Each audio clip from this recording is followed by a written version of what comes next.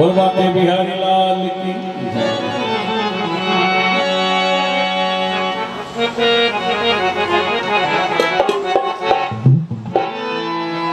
हाँ नितिन भैया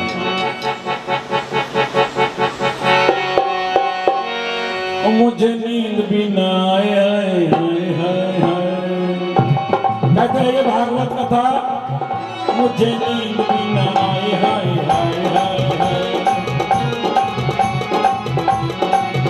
मुझे नींद भी ना आए हाय हाय हाय हाय वो मुझे नींद भी न आए हाय हाय हाय हाय मुझे चैन भी ना आए हाय हाय हाय हाय वो मुझे चैन भी न आए हाय हाय हाय हाय गौरी जीवन की बीत रही हाय हाय हाय जीवन की बीत रही हाय हाय हाय गौरी जीवन की बीत रही हाय हाय हाय वो बड़ी जीवन की बीत रही हाय हाय हाय ओ मुझे नींद भी ना आए हाय हाय हाय हाय मुझे नींद भी न आए हाय हाय हाय हाय मुझे चैन भी ना आए हाय हाय हाय हाय मुझे चैन भी न आए हाय हाय हाय हाय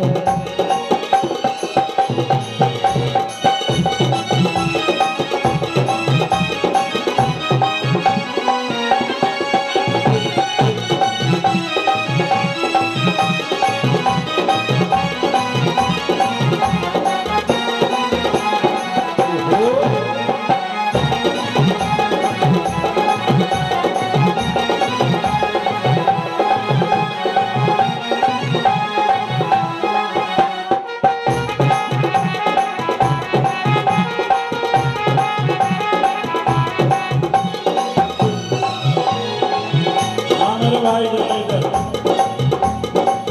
बिन दर्शन के जीवना जीवन सुना है ये तन मन बिना दर्शन का जीना जीवन सोना है ये तन मन और बिन दर्शन के सुना जीवन सुना है ये तन मन बिना दर्शन के सोना जीवन सोना है ये तन मन अरे भूल चुका सारा ब्रजमंडल गोवर्धन वृंदावन ओ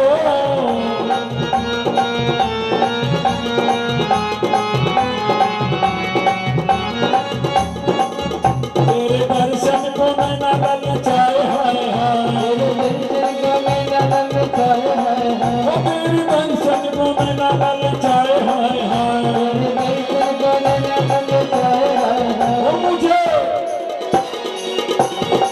ओ मुझे नींद भी ना आए हाय हाय हाय हाय मुझे नींद भी न आए हाय हाय हाय हाय मुझे चैन भी ना आए हाय हाय हाय हाय मुझे चैन भी न आए हाय हाय हाय हाय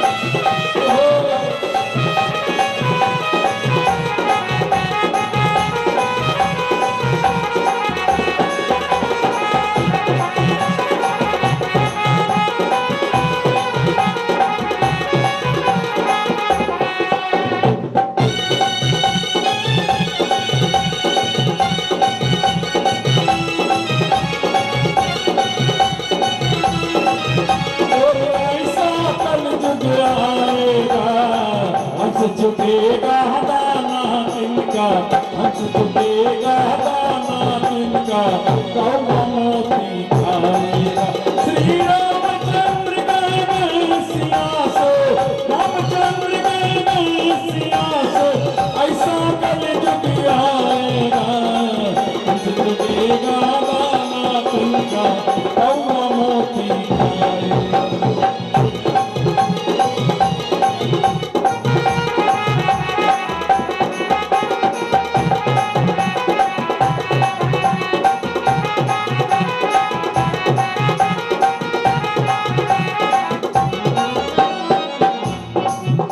कहते हैं भगवान और भक्त के बीच में रिश्ता कितना मीठा है और रिश्ता कैसा है बिन दर्शन के सूना जीवन सूना है ये तन मन ओ बिन दर्शन का सोना जीवन सोना है ये तन मन बिन दर्शन दर्शन के सोना जीवन, सोना है ये तन मन। ओ बिना दर्शन के सोना जीवन, सोना है ये तन मन। बिन दर्शन के छाया इस दुनिया में घोर अंधेरा। बिना दर्शन के छाया इसमें छाया घोर अंधेरा। नैना सावन से नेहा बरसाए हाय हाय, मैंने सावन से मेरा बरसाए हाय हाय। ओ नैना सावन से नेहा बरसाए हाय हाय। मैंने सावन से नेहा बरसाए हाय हाय। ओ मुझे याद हो, मुझे नींद नहीं आए हाय हाय हाय। मुझे नींद भी आए हाय हाय हाय। लुट गई रे शाम तेरी सूरत में लुट गई।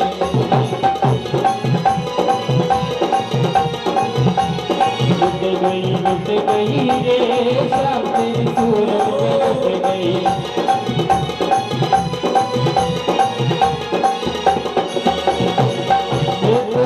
से ना बोलूंगा भाभी कह के बोले।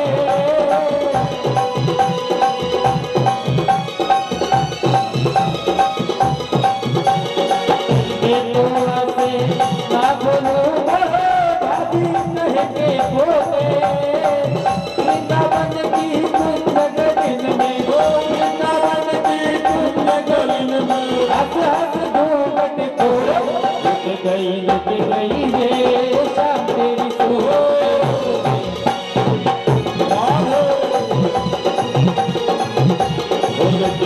लुट गई रे शाम तेरी सूरत में लुट गई।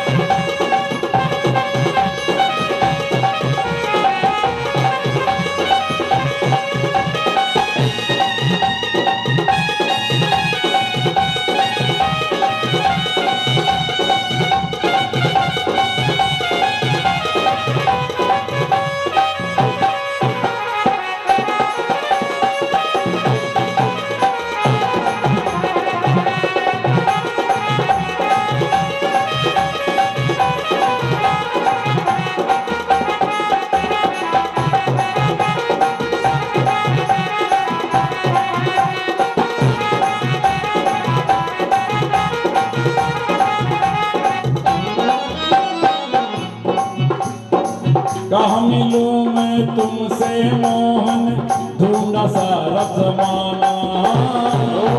मिलूं मैं तुमसे मोहन, ढूंढा सारा जमाना। किससे पूछूं कौन बताए तेरा पता ठिकाना। किससे पूछूं कौन बताए तेरा पता ठिकाना। रात दिन तेरी याद सताए हाय हाय। रात दिन तेरी याद सताए हाय हाय। रात दिन तेरी याद सताए हाय हाय। रात दिन तेरी याद सताए हाय हाय। मुझे नींद भी जाए हाय हाय हाय हाय। मुझे नींद भी आए हाय हाय हाय हाय।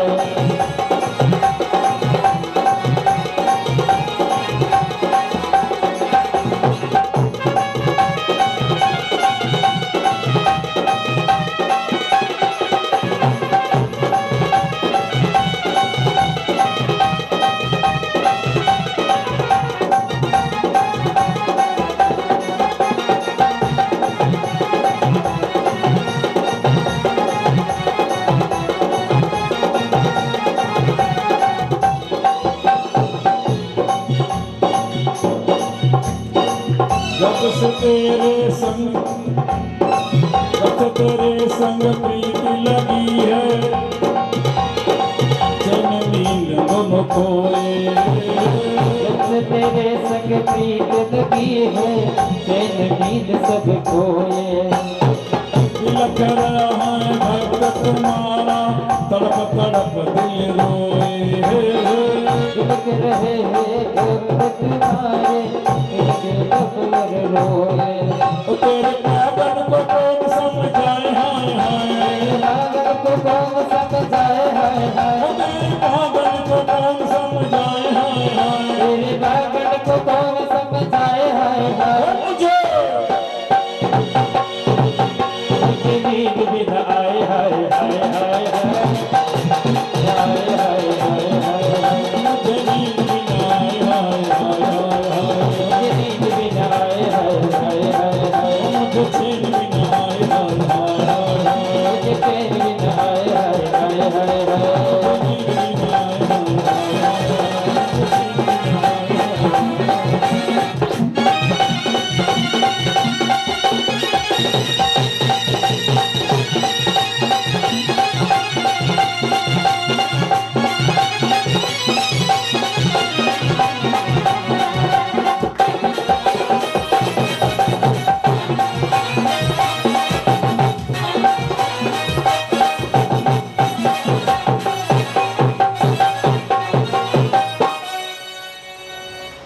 इस प्रकार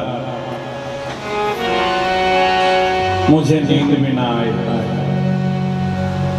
जब से भागवत ज्ञान यज्ञ का यहाँ पर नींद आ रही, क्यों कि चाय नहीं आई। संगीतकार भाइयों को जो नशा लगा दिया है ज्येष्ठ नागरिक संघ ने, 5 बजे का टाइम है, क्योंकि लेट आए ना तो दूध भी गाय ने लेट दिया है। रुकिए जरा से। कहते हैं इस प्रकार जड़ भरत जी का यहाँ पर दृष्टांत समाप्त हुआ। अब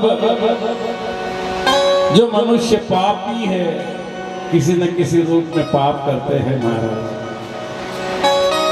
उनको होने वाले जय हो महाराज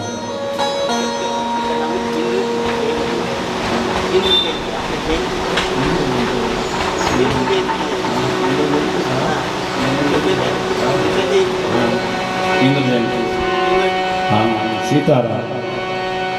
पापियों को किस प्रकार,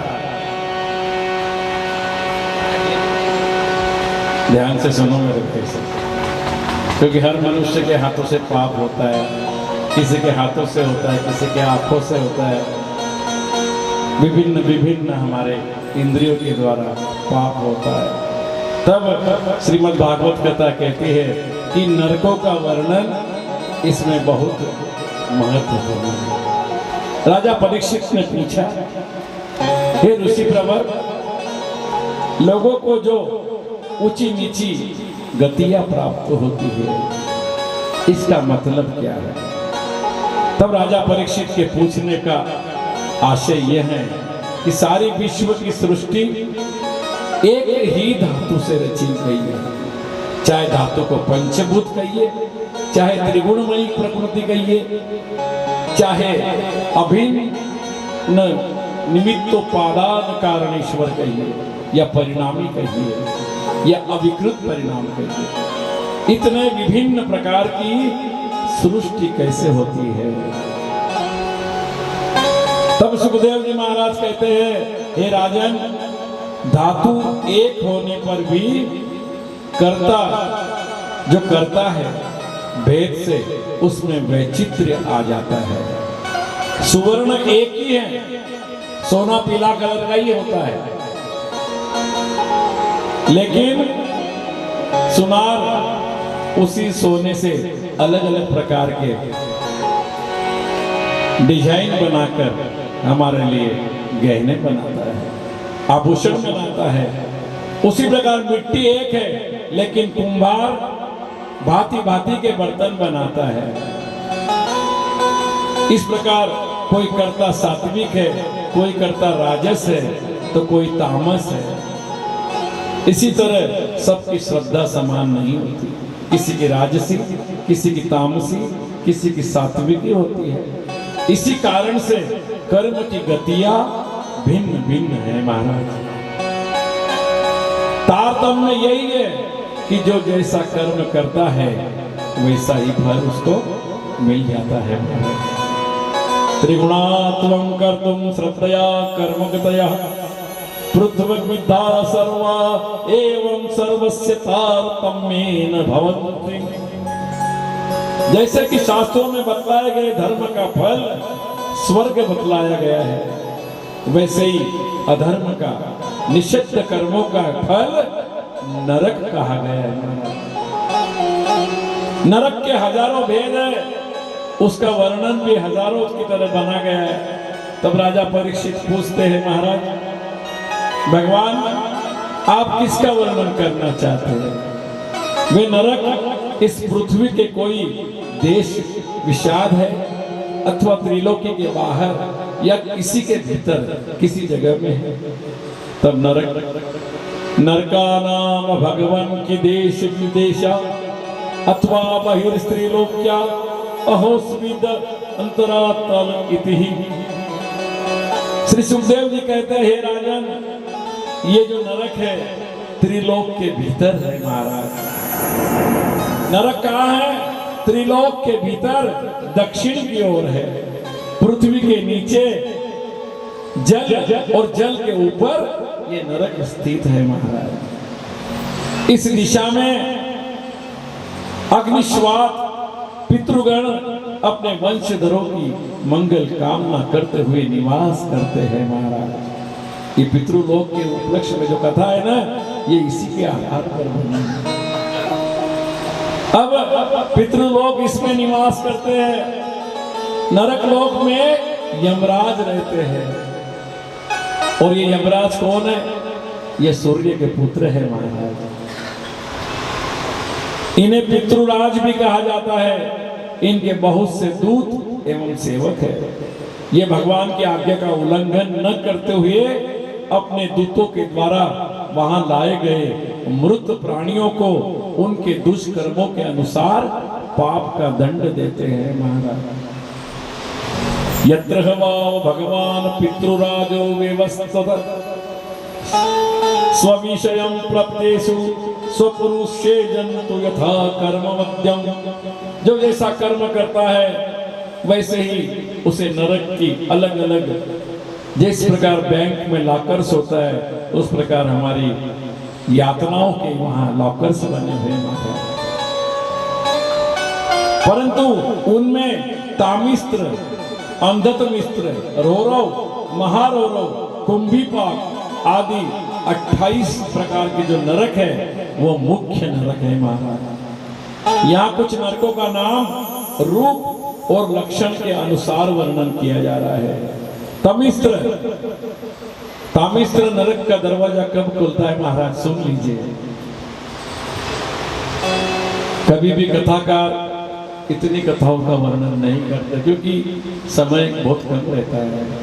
हमारे पास 14 दिन का समय महाराज, इसलिए कथा नरक का पहला जो प्रवेश द्वार है वो तमिस्त्र का है। और तमिस्त्र के नरक में कौन सा इंसान जाता है, कौन सा जीव जाता है? जो पुरुष दूसरों के धन संतान का हरण करते हैं उन्हें भयंकर यमदूत कालपाश में जबरदस्त बांधकर तमस नाम के नरक में गिरा देते हैं।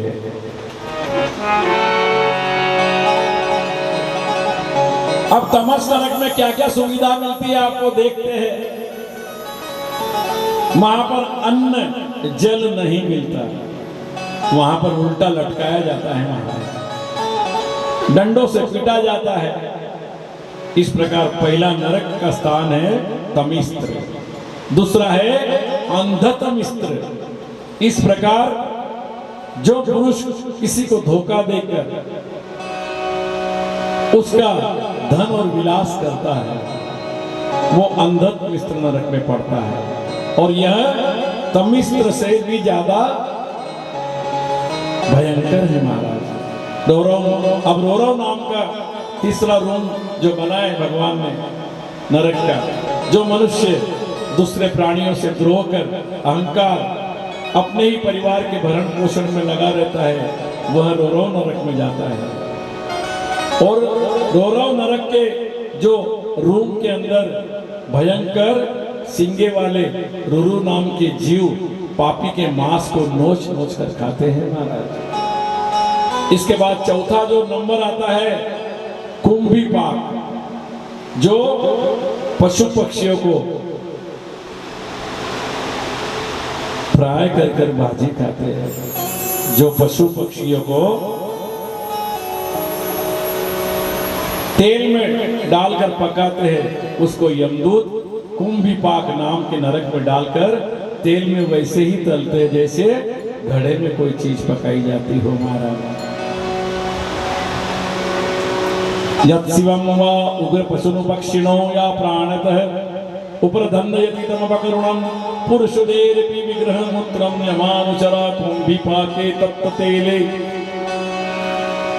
काल सूत्र यह है कि जो मनुष्य इस लोक में, काल सूत्र नाम का नरक है महाराज, सुनने की जैसी कथा है ये।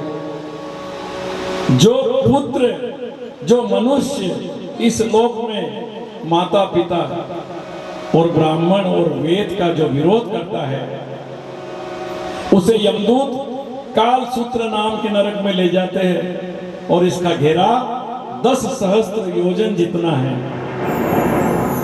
इसकी जो जमीन है वो तांबे की बनी हुई है।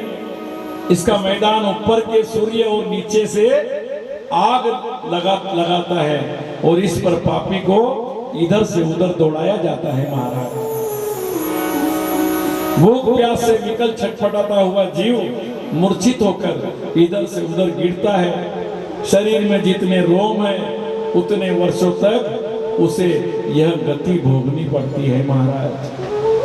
काल सूत्र नाम का जो नरक है।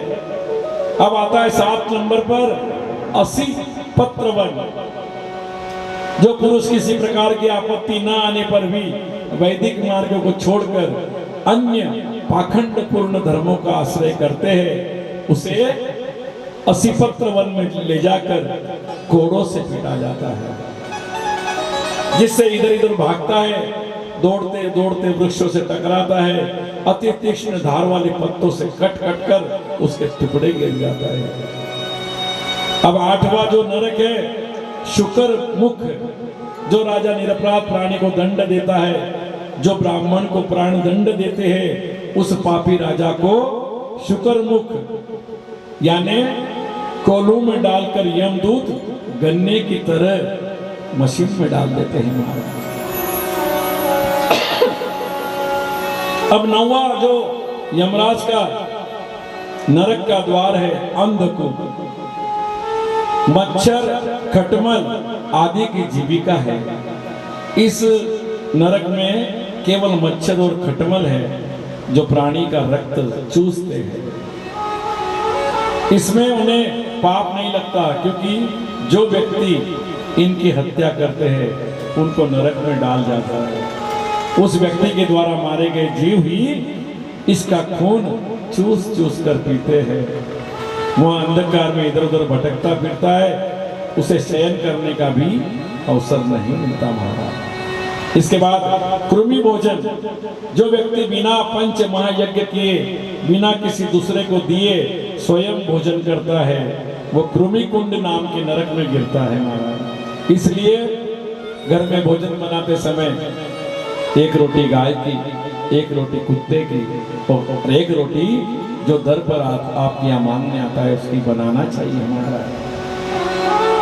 अब 11वें नंबर पर जो नरक का द्वार है वो संदस्य द्वार है। जो लोग चोरी से, जबरदस्ती से ब्राह्मण या कोई भी जाति के घर पर डकैती डालते हैं, दूसरे के धन का अपहरण करते हैं, उन्हें यमदूत नरक में डालकर उसकी खाल की खिंचाई करते हैं महाराज।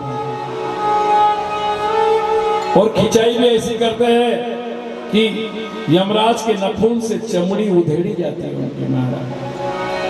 यस्वेस्तेहेणुमला हिरण्यरत्नादिनि ब्राह्मणस्य यमपुरुषा अमरेस्य अग्निपंडे संदेशवती निष्ठुन्तः।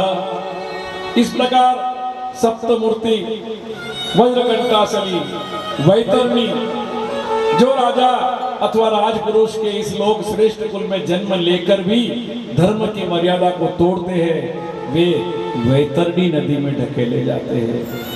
आप समझ लो वैतरणी नदी कोई अच्छी नदी नहीं है महाराज। वैतरणी नदी सबसे खतरनाक नदी है, जो कि बद्री नारायण से 22 किलोमीटर दूर है। हम लोग, मैं भी स्वयं वैतरणी तक जाने का प्रयास किया था, लेकिन हम जा नहीं पाए। हम 5 किलोमीटर तक गए। बहुत सारे भारत के लोग वहां तक जाते हैं। माना जो आखिरी बॉर्डर है हमारी, सरस्वती नदी का वहां उगम है। युधिष्ठिर के साथ में धर्मराज के साथ एक काला कुत्ता वो गया था उस माना सरोवर के आगे, उसने वहीं प्राण छोड़ दिए महाराज। उसके आगे लोग नहीं जा पाते। साल भर में मुश्किल से 25 से 30 लोग, वो भी साधु संत महात्मा या कोई त्यागी पुरुष ही पहुंच पाता है। हमारे यहाँ से भी एक संघ गया था, 70 लोग गए थे, उसमें से 22 लोग वहां पर गए थे महाराज। वो भी वैतरणी नदी तक नहीं पहुंच पाए। तो वैतरणी नदी की कल्पना किस प्रकार की है यहाँ पर। जो राजा होकर कुल श्रेष्ठ में जन्म लेकर धर्म की मर्यादा को तोड़ते हैं, वो वैतरणी नदी में ढकेल दिए जाते हैं। यह नदी में क्या है? मद, मूत्र, पीप, रक्त, मांस, मज्जा और दुर्गंध भरी वस्तुओं से ये नदी भरी हुई है। पापी उसी में डूबता है, उतरता है, स्वकृत कर्म का फल भोगता है। वितरणम दानम तेनम तिर्यते इति वैतरणी। इसलिए इस वैतरणी नदी में तीरने के लिए गाय की पूंछ पकड़कर आगे तैरा गया। जो जो जीव थे युधिष्ठिर के साथ, उन्होंने उसका पान किया। उसके बाद पुयोद नाम का नरक 15 नंबर पे, जो लोग शौच आचरण के नियमों का परित्याग कर लज्जा को छोड़कर इस लोक में शूद्राओं के साथ संबंध जोड़कर पशुओं के समान आचरण करते हैं, वे मरने पर इस पुयोद नरक में, पुयोद नाम का समुद्र है, उसमें गिरकर अत्यंत घृणित वस्तुओं को खा कर अपना जीवन का प्राणदंड भोगते हैं। प्राण रोग नाम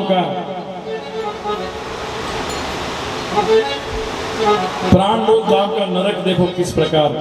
जो अच्छे वर्ण के लोग, ब्राह्मण आदि ऊंचे वर्ण के लोगों के लिए जो लोग कुत्ते पालते हैं, जो गधे पालते हैं, इसका शिकार आदि करते हैं, वे इस नरक में डाले जाते हैं। यमराज उन्हें बाणों से बांधते हैं महाराज। विशेषण लाल बख्श सरसार में यदन, इस प्रकार रक्षणों भोजन 25 प्रकार के यहाँ पर नरक के द्वार बताए गए महाराज। उसके बाद 26वां नंबर अवट निरोध अक्षी पर्यावान सूची मुख। परीक्षित ने कहा, हे राजन, यह तो एक दिग्दर्शन है। यमलोक में इस प्रकार के सहस्त्र नरक है, यानी 1000 नरक है महाराज। कुकर्म निरत प्राणियों को बारी बारी से जाना पड़ता है। इस तरह जो व्यक्ति शुभ कर्मों में लगे हैं, पुण्यात्मा है, जन स्वर्ग की यात्रा और पाप और पुण्यों को भोगकर प्राणी शेष बचे हुए पाप और पुण्यों के साथ इस भूमंडल में पुनश्च जन्म लेता है महाराज। धर्म और अधर्म दोनों विलक्षण निवृत्ति के मार्ग है। द्वितीय स्कंद में इसका वर्णन किया गया है। पुराणों में जिसका 14 भुवन में वर्णन किया गया है। ब्रह्मांड कोश इतना है कि भगवान का अत्यंत स्थूल स्वरूप के वर्णन श्रवण चिंतन से व्यक्ति भगवान के सूक्ष्म रूप का अनुभव कर सकता है। हे परीक्षित, मैंने आपको पृथ्वी और उसके अंतर्गत द्वीप, वर्ष, पर्वत, आकाश, समुद्र, पाताल, दिशा, नरक, ज्योतिर्गण और लोगों की स्थिति का वर्णन कराया। और विधि रही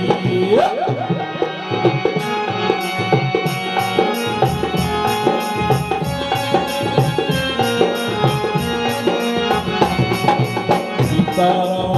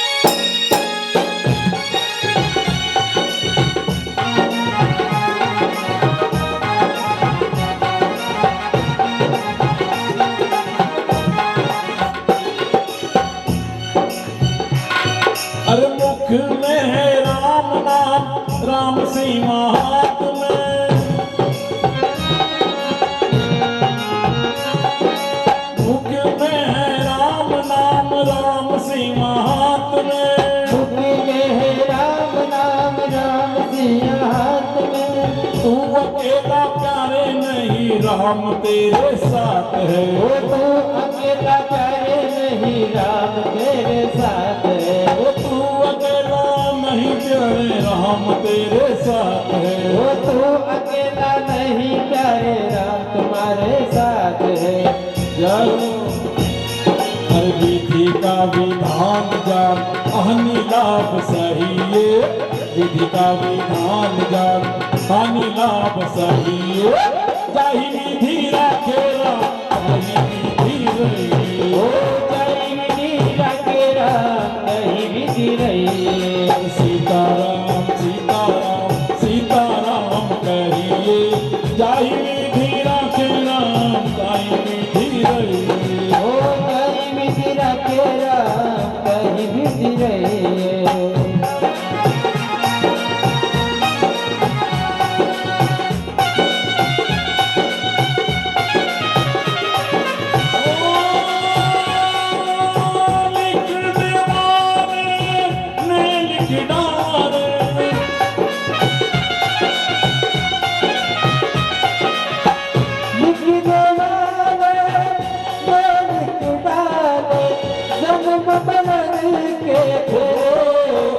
तू क्या जाने मुझ के दितरे गए थोड़े। ओ तू क्या जाने मुझ के दितरे गए थोड़े। क्योंकि हम बिना काम का अभिमान कर रहे हैं महाराज। लिखने वाले ने लिख डाला, लिखने वाले ने लिख डाले। क्योंकि हम बोनस की जिंदगी जी रहे हैं महाराज। क्यों कर रहे हैं तेरा मेरा?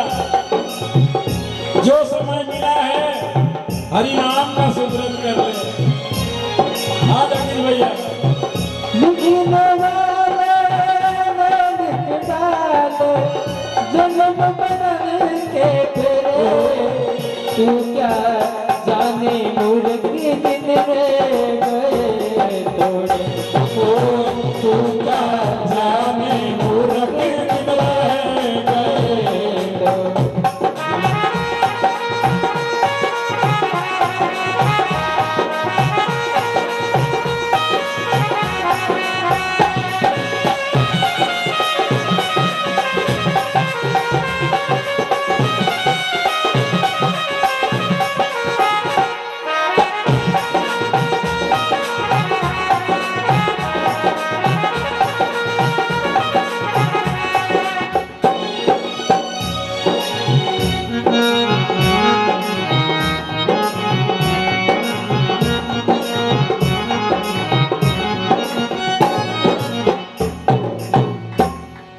इस प्रकार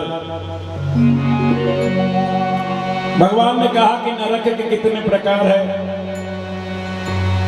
तेरे को आवाज देकर बुलाएंगे वो दाजी।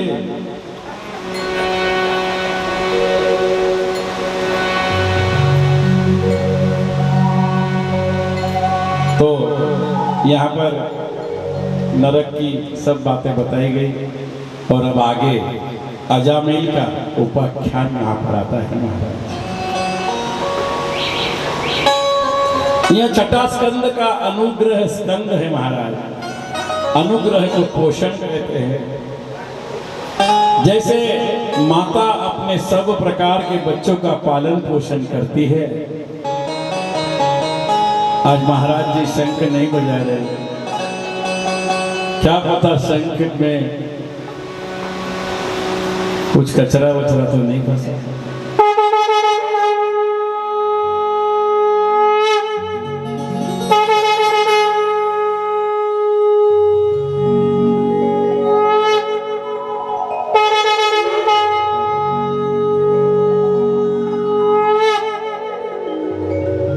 जैसे शंख बजता है महाराज, वैसे वैसे हमारी आयु बढ़ती है और नेगेटिव एनर्जी जो कि हमारे इस परिसर में जहां पर भी होगी तो भाग जाती है महाराज। इसलिए आपका जीवन सार्थक है। आप ध्वनि सुनाते हैं शंख की, हमारा मन का शंख बजता है। कहते हैं शंख की ध्वनि से बाईपास टल जाते हैं महाराज। शंख और विट्ठल, जो ढ के ऊपर प्रेशर देके अगर विट्ठल विट्ठल किया जाए तो रक्त की धमनियों में रक्त का प्रवाह है, तेज होकर समुद्र की तरह हमारी नसों के अंदर ब्लड का सर्कुलेशन बढ़ जाता है। इसलिए जरूर विट्ठल नाम की जब भी माला हो तो किसी प्रकार की शंका मत करिए कि हमें कोई क्या कहेगा। आपको कल बताया कथा में कि हमारी उम्र क्या है, हमें कोई क्या कहे कोई लेना देना नहीं, हम बचपन से भक्ति में लग जाए। क्योंकि 70 की आयु में कोई गारंटी नहीं मारा, न नाक ठिकाने पे रहता है, न कान ठिकाने पे रहता है, न आंखें रहती, न मुंह ठिकाने पे रहता है। हमारे घुटने में सीताराम होने लग जाते हैं, लकड़ी है वो भी सटकती है। तो हमें कोई क्या कहेगा इसके तरफ बिल्कुल ध्यान नहीं देना चाहिए। मैं युवावस्था में ढोलक बजाता था, झान बजाता था, फिर भी हमारे ससुराल वालों ने मेरा संसार बसाया महाराज उस समय। और आज इन्हीं के परिवार की जो सुकुमारियां इन्होंने हमें दी, आज मैं इस जगह पर उसी कारण बैठा।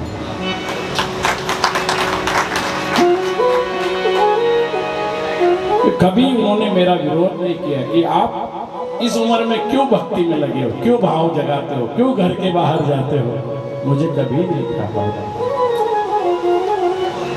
नहीं तो आजकल की हमारी बहू को लाओ, अगर हमारा बेटा इतना धर्मी है तो कहेगा पहले मेरा पालन पोषण भरण करो फिर भजन में लगो। लेकिन वो भी एक समय था 1980-81 का, और आज का समय 40-50 साल पहले चले जाए, कितना फर्क है। परिवर्तन संसार का नियम है महाराज। तो अजामिल का वर्णन यहाँ पर आता है। परीक्षित जी कहते हैं महाराज सुखदेव जी अपने निवृत्ति के मार्ग पर सृष्टि स्थिति प्रलय अधर्म और अधर्म के कारण प्राप्त होने वाले नरक का वर्णन किया। जाइए सभी कलाकार लोग अपने गले में संजीवनी जल का अमृत पीजिए महाराज। अच्छा, दो को आवश्यकता थी, कोई बात नहीं।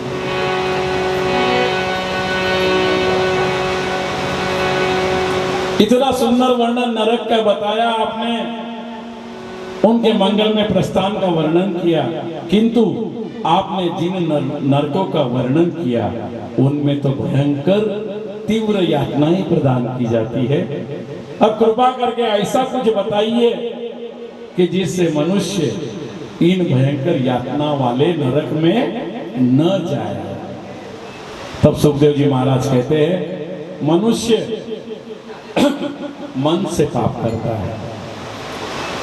मन जितना पापी है उतना कोई पापी नहीं है महाराज। किसी भी चीज को देखकर मन ललचाना यानी एक प्रकार का पाप है। मनुष्य मन से पाप करता है, वाणी से पाप करता है और शरीर से पाप करता है।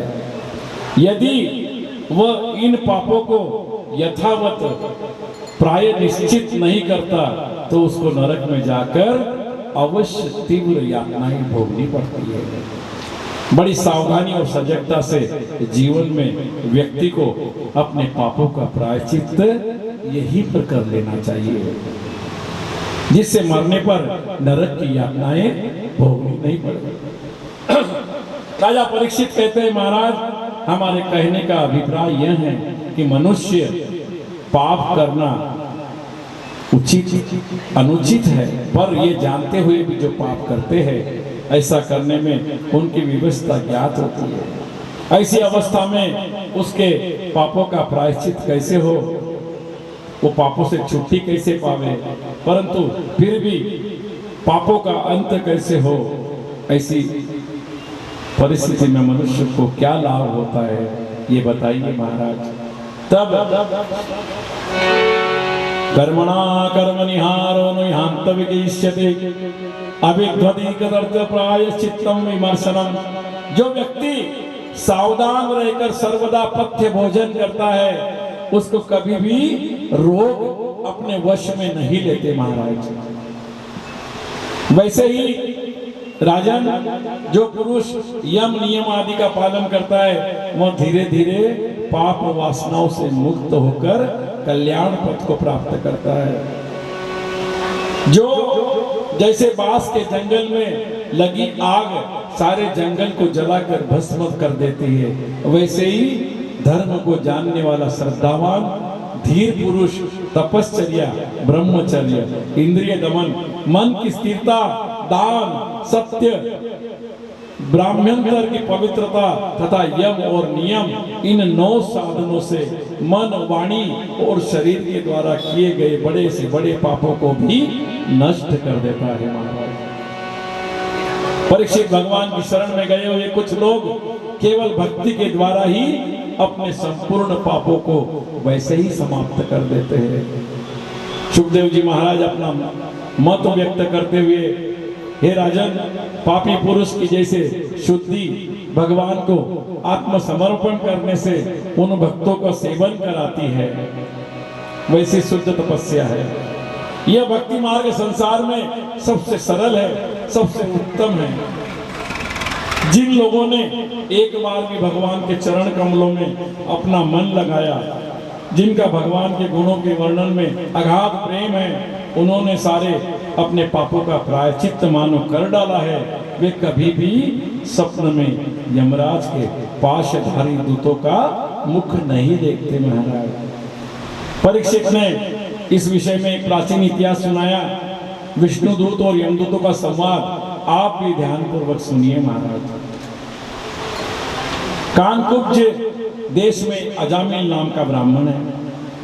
अजामिल को ही आजकल कनकोच कहते हैं। कनकोच जाति है ब्राह्मणों की। लो आप सब लीजिए। अजामिल वही रहने वाला है। उसके बाप ने अजामिल नाम रखा है। अज यानी ब्रह्म में आ पूर्ण रूप से मिल जाएगा। अजय ब्रह्माणी, आ समन्तांत मिलंती अजामिल, किंतु हो गया इसका उल्टा। अज में न मिलकर मिल गया अजा, माया में अजायाम। इस प्रकार वह संसार में पूर्ण निमग्न रहने वाला हो गया है। अजामिल नाम मात्र का ब्राह्मण है। सारे सदाचार उसके नष्ट है।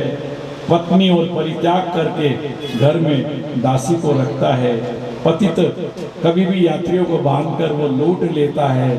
इस प्रकार के पूर्ण तरीके से अपने कुटुंब का भरण पोषण करता है। प्राणियों को कष्ट देता है। अजामिल के 10 बेटे हैं। सबसे छोटे बेटे का नाम है नारायण। माँ बाप उसे बहुत प्यार करते हैं। अजामिल मोह के कारण अपना संपूर्ण हृदय अपने बच्चे नारायण को सौंप दिया। उसकी मीठी तोतली बोली सुनकर बाल सुलभ उसकी क्रीड़ा को देखकर फूले नहीं समाते। अजामिल बालक के स्नेह बंधन में बन गया। वह जब खाता तो उसे भी खिलाता, जब पानी पीता तो उसे भी पिलाता। इस प्रकार अतिशय वो बूढ़ा हो गया। उसे उस बात का ध्यान नहीं है। अब अजामिल मृत्यु के तरफ जा रहा है। मृत्यु के समय उसने हाथों में पास लिए पास में खड़े 3 यमदूतों को देखा। ये दूत उस अजामिल को लेने आए। उनका स्वरूप भयंकर है। जो दूत आए उनके मुख टेढ़े मेढ़े हैं, शरीर के रोए खड़े हैं। उस समय बालक नारायण वहीं पर खेल रहा है। यमदूतों को देखकर अजामिल अत्यंत दुखी हो गया। घबराहट में चिल्लाकर उसने पुकारा, नारायण नारायण नारायण। भगवान के पार्षदों ने देखा यह मरते समय हमारे स्वामी भगवान नारायण का नाम ले रहा है, उनके नाम का कीर्तन कर रहा है। वे वेग से झटपट वहां पहुंचे और उस यमराज के दूत दासीपति अजामिल के शरीर से उसके सूक्ष्म शरीर को खींच रहे हैं। विष्णु के दूतों ने बलपूर्वक रोक दिया उसको। इस पर यमदूतों ने विष्णु के दूतों से कहा, अरे धर्मराज की आज्ञा का निषेध करने वाले आप लोग कौन हो? इसमें कहां से आए हो? इस पापी को ले जाने के से हमें क्यों रोक रहे हो? हम धर्मराज के सेवक हैं, उनकी आज्ञा का पालन करने के लिए हम यहाँ पर आए हैं। इस पर भगवान के पार्षदों ने मुस्कुरा कर कहा, तुम लोग धर्मराज के दूत हो तो बतलाओ कि धर्म का लक्षण क्या है, धर्म का तत्व क्या है। इसके साथ यह भी बतलाओ कि दंड किस किस को दिया जाता है। क्या तुम सबको दंड देते हो अथवा किसी को दंड देते हो? यमराज के दूतों ने उत्तर देना प्रारंभ किया, वेद विहित कर्म ही धर्म है, वेद निषिद्ध कर्म ही अधर्म है, वेद स्वयं भगवान के स्वरूप है। जब दंड का निर्धारण करते हैं सभी पापी अपने अपने कर्मों के अनुसार दंड दिया जाता है। ब्रह्मचारी, विनयी, जितेंद्रिय, सत्यनिष्ठ, मंत्रवेत्ता और भी पवित्र है, सबसे बड़े की सेवा इसने की है। यदि स्वल्प शब्दों में कहना चाहे तो कह सकते हैं कि ब्राह्मण चित्त सकल सद्गुणों से भरपूर अलंकृत होता है। इस प्रकार अजामिल का नारायण नारायण बोलने से यमदूतों को वहां से जाना पड़ा और विष्णु जी के दूत उसे लेकर चले गए। अब अजामिल का नाम का भगवान ने उद्धार किया यहाँ पर विष्णु के दूतों के द्वारा। अजामिल पुनश्च नारायण नारायण कहने से फिर गया हमारा। अब यम और यमदूतों का संवाद होता है। वहां पर संवाद करते करते सृष्टि के लिए दक्ष के द्वारा भगवान की आराधना की गई महाराज।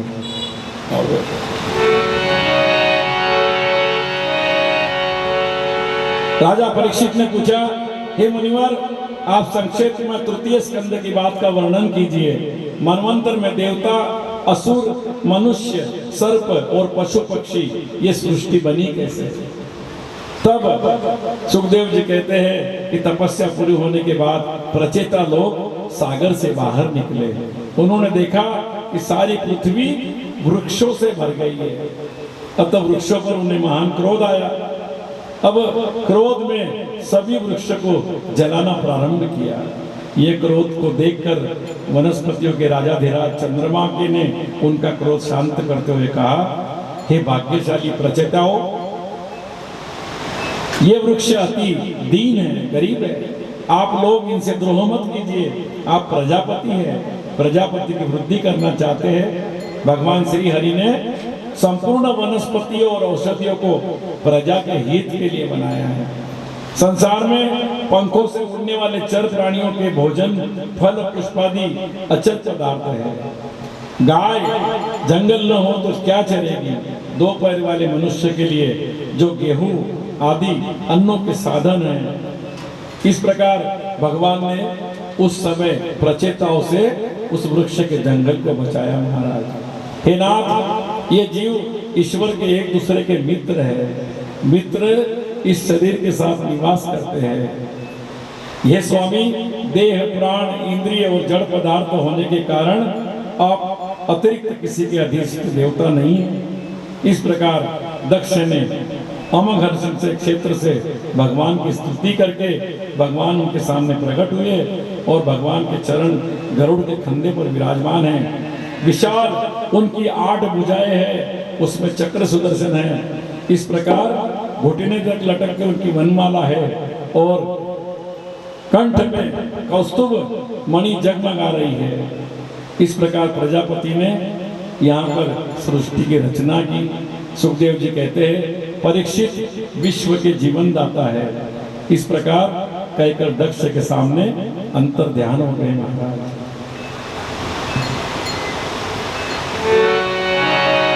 अब नारद जी 10 पुत्रों की विरक्ति और नारद जी को दक्ष का श्राप लगा। दक्ष के सभी पुत्र समान स्वभाव, समान आचरण के हैं। दक्ष ने उन्हें संतान उत्पन्न करने की आज्ञा दी। पुत्रों ने पिता के आदेश को सर पर रखकर तप करने के लिए पश्चिम दिशा की ओर गए। संगम पर गए। नारायण नाम का एक महान तीर्थ है, वहां पर निवास करने लगे। नारायण तीर्थ में हर्षों ने स्नान किया। स्नान करते करते उनकी भगवान में भक्ति लग गई और भक्ति से प्रभावित होकर तपस्या करने लगे। उन्होंने दक्ष के पुत्रों से कहा, प्रजापति को लेकर बतलाओ, तुमने पृथ्वी का अंत ही नहीं देखा तो सृष्टि कैसे करोगे महाराज? देखो, एक ऐसा देश है जिसमें एक पुरुष है, एक ऐसा बील है जिसमें बाहर निकलने का मार्ग नहीं है। एक ऐसी स्त्री है जो बहुरूपिणी है और एक ऐसा पुरुष है जो व्यभिचारिणी का पति है। इतनी बातें भगवान ने बताई। तब सुखदेव जी महाराज कहते हैं हयस्व जन्म से परम बुद्धिमान है। उन्होंने नारद जी के गुण वचनों को सुनकर अपनी स्वभाव को निर्मल बुद्धि से विचार कर कहा, हे देवर्षि नारद, आप जो कह रहे हैं ऐसी सृष्टि है कहाँ? मैं समझ नहीं पाता। इस राष्ट्र में पुरुष एकमात्र ईश्वर है, वह कुछ करने में समर्थ है।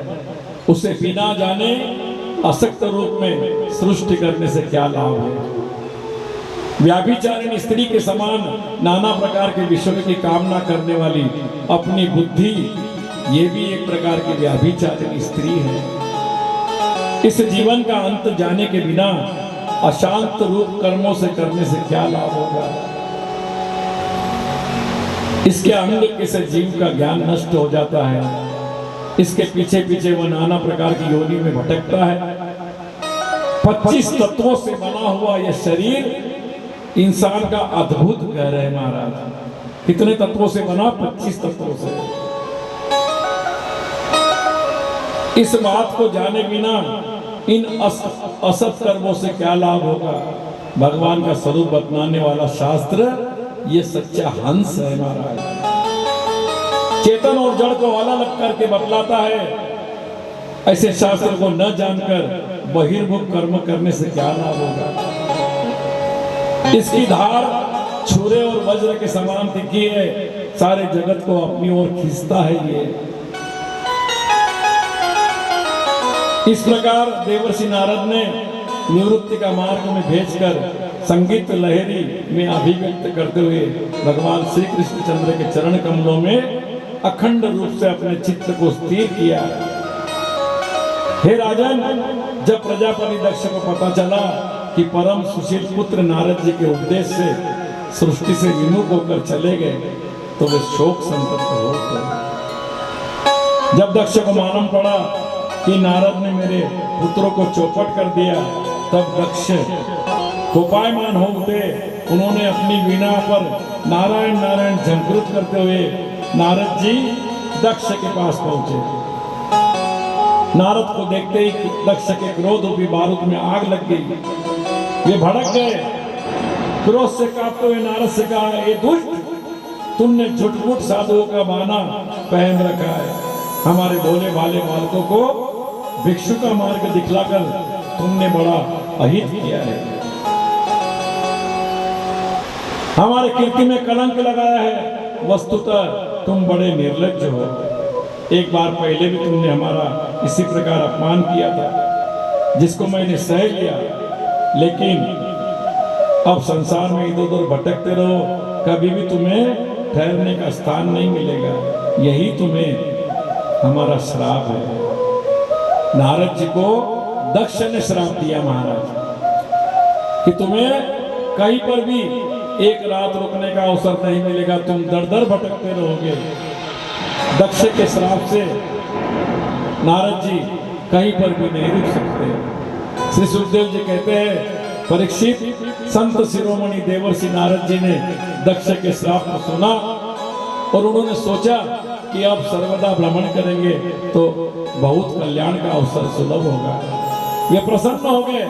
बहुत अच्छा कहा। दक्ष के श्राप को सर से स्वीकार कर लिया और निकल पड़े अपने अगले मिशन पर। इतना ही नहीं, जाते जाते उन्होंने दक्ष को आशीर्वाद भी दिया, दक्ष जाओ, अब तुम्हें 60 बेटियां पैदा होगी, जिनसे तुम्हारा नाम और यश बहुत बढ़ेगा।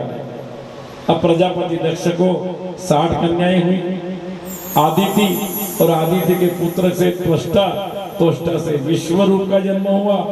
बृहस्पति के द्वारा देवताओं का त्याग हुआ तो विश्व रूप का देव पुरोहित के रूप में जन्मा।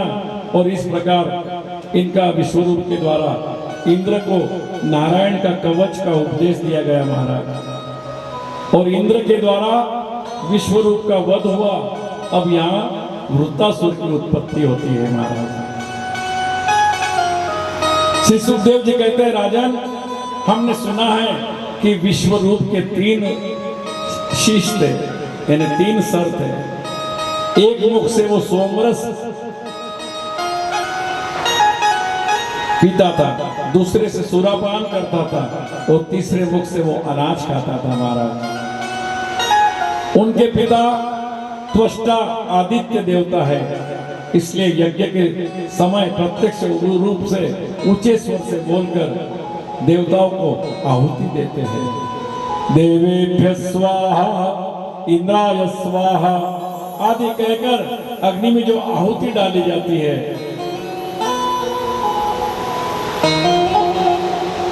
वो विश्व रूप का ही है।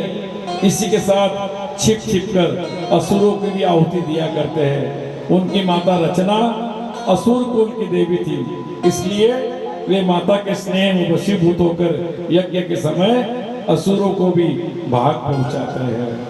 हम यज्ञ करते हैं ना, जब एक श्रुआ यज्ञ में डालकर एक नीचे डालते हैं, वो असुरों को दिया जाता है यज्ञ करते समय। सवें महर्षि देवेभ्यो भागम प्रत्यक्ष उच्चके अद्यस्य पितरो देवा सप्रश्रयम नृप।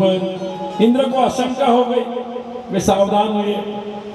उन्होंने यज्ञ करते हुए विश्व रूप को करते समय असुरों को देखा।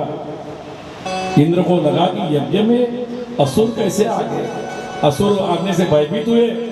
उन्होंने एक तलवार उठाई और एक झटके में काट कर गिरा दिया विश्वरूप को। विश्वरूप के 3 सिरों को, विश्वरूप का 100 बरस पीने वाला सिर पपीहा, सुरापान करने वाला जो सिर है वो गोरैया, और अन्न खाने वाला तीतर हो गया। 3 जो सिर काटे गए, एक पपीहा बना, एक सुरपान करने वाला गोरैया नाम का जीव बना, और अन्न खाने वाला जो सिर है वो तीतर बन गया। विश्वरूप ब्राह्मण थे, अतः इंद्र को ब्रह्म हत्या का पाप लगा। इंद्र समर्थ थे, ब्रह्म हत्या को दूर कर सकते थे, किंतु उन्होंने ऐसा नहीं किया। सादर स्वीकार किया ब्रह्म हत्या को इंद्र ने। उन्होंने 1 वर्ष तक उससे छूटने का कोई उपाय नहीं किया। उस ब्रह्म हत्या का पाप भोगा। तदनंतर अपनी शुद्धि के लिए ब्रह्म हत्या को 4 भागों में बांटकर पृथ्वी, जल, वृक्ष और स्त्रियों को दिया है महाराज। खोदने पर गड्ढा धीरे धीरे स्वयं भर जाएगा, यह वरदान प्राप्त कर पृथ्वी ने ब्रह्म हत्या का 1/4 भाग ग्रहण कर लिया। ब्रह्म हत्या का पृथ्वी में उषर के रूप में देखी जाती है। यज्ञ में अगर कोई पवित्र कार्य नहीं किया जाता, दूसरा चतुर्थांश वृक्षों ने दिया, हिस्सा कट जाने पर भी जम जाएगा, पुनः निकल आएगा। वृक्षों में जो गोंद निकलती है वो ब्रह्म हत्या का रूप है महाराज। राधे राधे।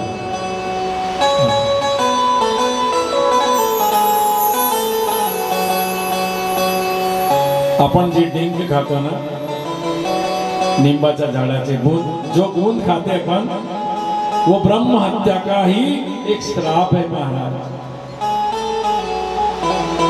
जो कि झाड़ों में डाला गया और उस झाड़ों से गूंद निकलती है, वो ब्रह्म हत्या का रूप है। इसके लिए मनुष्य जीवन में गोंद खाना नहीं चाहिए महाराज। श्रीमद् भागवत गीता कहती है, गोंद खाना यानी ब्रह्म हत्या के पाप को खाना। गोंद का सेवन धर्म शास्त्रों ने वर्जित किया है। सर्वदा संभोग की क्षमता बनी रहती है। यह वरदान पाकर स्त्रियों ने ब्रह्म हत्या का 1/4 भाग ग्रहण किया। मासिक रूप में यह ब्रह्म हत्या स्त्रियों में देखी जाती है। जो मासिक धर्म आता है स्त्री को, वो भी एक ब्रह्म हत्या का दोष लगा है।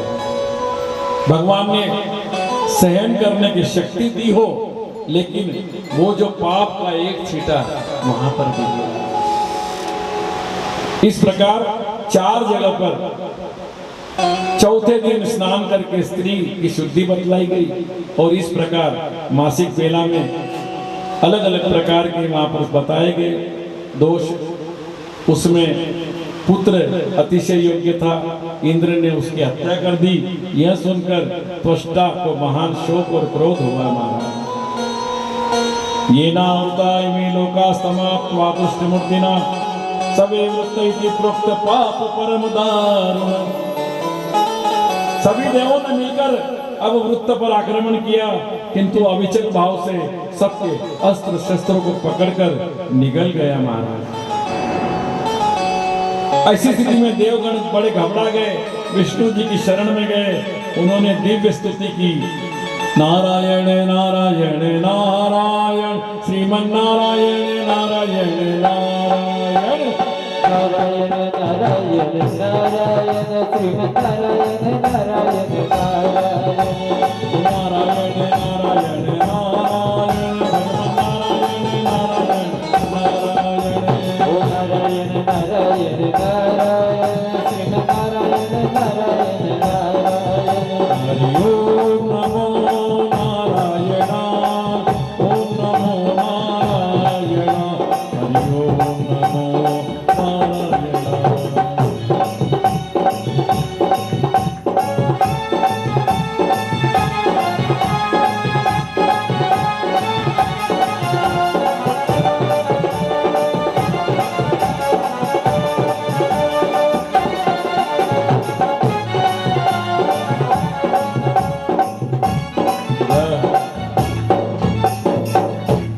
अब देवराज इंद्र तुम लोगों का कल्याण करो, अब देर मत करो। तब शिरोमणि दधीचि के पास गए, दधीच ऋषि के पास गए। महाराज अब दधीच ऋषि को कहा कि हम बचे तो कैसे बचे, तो दधीचि ऋषि से उनका शरीर मांग लो बोले, क्योंकि दधीचि ऋषि बड़े तपस्वी है। मधवनियात भद्रम च दध्यच ऋषिमुषित सुतम विद्यावर्त तपम सारम गात्रम याचत माचिरतम। ऋषि दधीचि शुद्ध ब्रह्म के ज्ञाता है। महाराज उन्होंने अश्विनी कुमारों को अश्वशीर से ही ब्रह्म विद्या का उपदेश दिया है, और इसी अश्विनी कुमार जीवन मुक्त हो गए। अथर्व वेदी दधीचि ऋषि ने सर्वप्रथम इस अभेद्य नारायण कवच उपदेश का त्वष्टा को दिया था। त्वष्टा ने ही विश्व रूप को दिया और विश्व रूप से तुम्हें मिला। दधीचि धर्म के परम मर्मज्ञ ऋषि महाराज है। अश्विनी कुमार उनके प्रिय शिष्य है। उनके मांगने पर अपना शरीर आप लोगों को अवश्य प्रदान कर देंगे, जो तुम लोग उनकी हड्डियों से विश्वकर्मा से एक श्रेष्ठ आयुध बनवा लेना। इंद्र के पास जो वज्र है वो दधीचि ऋषि का पिंजरे का बना हुआ है। इतनी दधीचि ऋषि की जो पिंजरे की जो अस्थियां है इतनी मजबूत थी कि इंद्र के पास वो वज्रासन था उसका। अब उन्होंने, इंद्र मेरी तुम्हारी शक्ति प्रविष्ट होगी। दधीचि ऋषि ने आशीर्वाद दिया कि तुम कभी पराजित नहीं होंगे। आयुध में मेरी शक्ति आपके साथ रहेगी और उसी से वृत्तासुर का तुम सिर काट लोगे। तुम्हें तेज अस्त्र शस्त्र और सारी संपत्तियां अनायास प्राप्त हो जाएगी। तुम्हारा कल्याण होगा अवश्यंभावी, क्योंकि मेरे शरणगतों को अमंगल कभी नहीं हो सकता। अब देवता के द्वारा दधीचि ऋषि के अस्थियों से वज्र का निर्माण हुआ। अब वृत्तासुर की सेना पर आक्रमण होने लगा।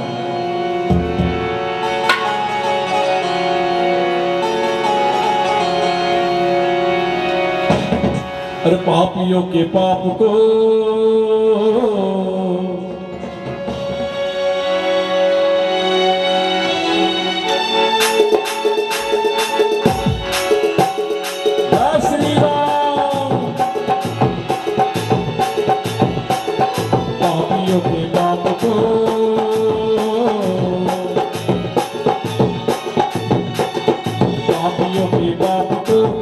के प्रकाश को, पापियों के पाप को, धर्म के प्रकाश को। अरे इंद्र की राजा इंद्र की सेना चली चली चली चली, इंद्र की सेना चली। वो चली चली इंद्र की सेना चली, वो चली चली इंद्र की सेना चली।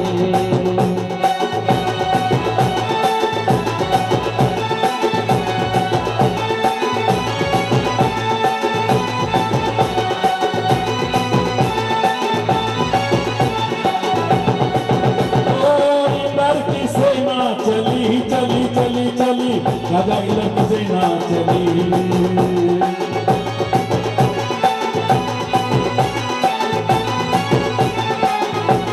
अब इंद्र राजा की सेना ने कहा, हर हर महादेव, हर हर महादेव, हर हर महादेव, हर हर महादेव, ओ हर हर महादेव, हर हर महादेव। हर हर महादेव, हर हर महादेव। अब इस प्रकार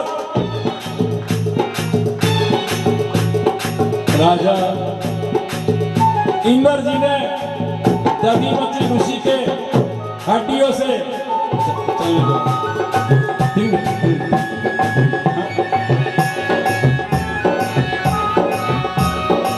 उस वज्रासुर का निर्माण किया। भगवान के आदेश के अनुसार देवता लोग ऋषि के आश्रम तक पहुंचे।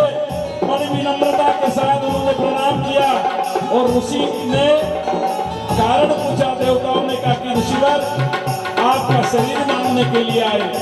यह सुनकर उन्हें बड़ा आनंद हुआ। उन्होंने हंसकर देवता से कहा, देवो, आप लोगों को संभवतः यह बात मालूम नहीं है कि मरने के समय प्राणी कितना कष्ट उठाता है।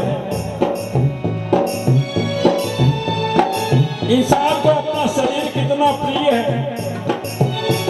यदि साक्षात नारायण भी याचक बनकर याचना करे तो कोई भी उसे देने को तैयार नहीं होगा।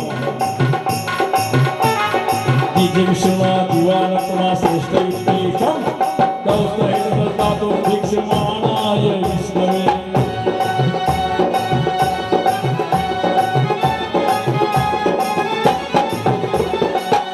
अब देवता ठहरे महाराज।